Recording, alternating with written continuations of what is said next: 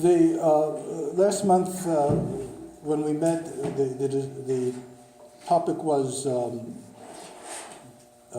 personhood and what constitutes being a person. All right, this little series is based on all these therapy of spiritual illness, an introduction to the ascetic tradition of the Orthodox Church, 3 volumes. And what we're discussing is only from chapter 1 of volume 1. And it's just kind of some highlights here. The Great Lent is coming, and one of the purposes of Great Lent is for us to get back on track. That means to understand what we're doing, who we are, and what our activity is. A lot of times in Lent, we do things.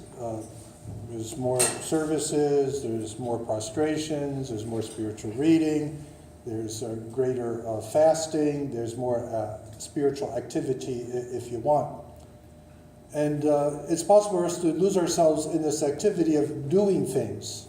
And when we do the things, we tend to think that we're making progress or betterment because we're accomplishing certain things.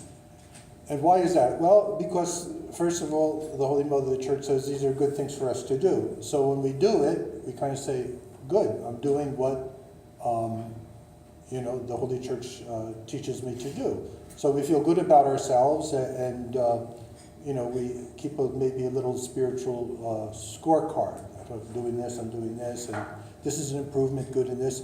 And, well, you have to monitor yourself to know if you're doing something, obviously, because if you're doing something, if you're an athlete or something, you have to be attentive to what your activity is. And all right, I've done so many exercises of this, I've done that. So if there's no monitoring of these kind of things, then you're not sure what you're kind of accomplishing. So in Lent, we tend to look somewhat of what we're doing and to be attentive of what we're doing. But the purpose of one of the purposes of the Great Lent is to restore us to the image of God in which we're created. Now, there's a lot that could be discussed and needs to be discussed, but we have to kind of pinpoint in a very narrow way what the topic will be. And the topic is the interior person that we are. First of all, we have to realize that what we call our natural disposition, our natural being as it is, it's a fallen being. If we don't realize that we're fallen, that we're not as God created us to be, then we have a great difficulty there. Now the problem is what is natural and what's unnatural, what's normal and what's abnormal. There's a tendency for us to confuse what's good and what's relatively good, what's absolutely good, and what's evil, and what is healthy and what is not healthy. There's a kind of general confusion that we have.